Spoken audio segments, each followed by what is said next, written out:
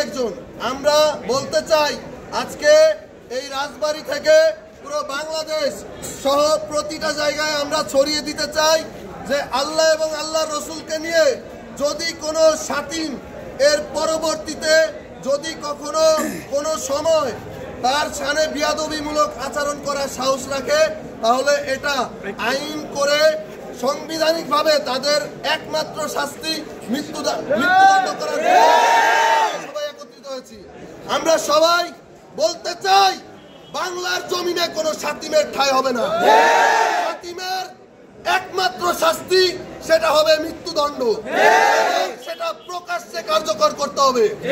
আমরা বাংলাদেশের সর্বোচ্চ আইনের কাছে, আইনের আমানতদার যারা আছে তাদের কাছে আমরা একটা বার্তা পৌঁছে দিতে চাই, আপনারা যদি দ্রুত আইন সংশোধন না করেন, সাতিমের বিচার একমাত্র মৃত্যুদণ্ড কার্যকর না করেন, আমরা তৌহিদি জনতা আবারও আমাদের আইন হাতে তুলে নিতে বাধ্য হবে।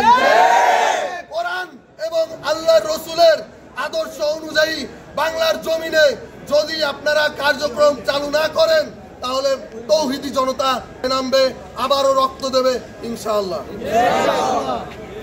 হৃদয়ের রক্তক্ষরণ নিয়ে আমরা সকলে আজকে একত্রিত হয়েছি। আমাদের সকলের হৃদয়ের হৃৎপিণ্ড হযরত মুহাম্মদ সাল্লাল্লাহু আলাইহি ওয়াসাল্লাম এবং আল্লাহ তাআলাকে নিয়ে কটূক্তি করে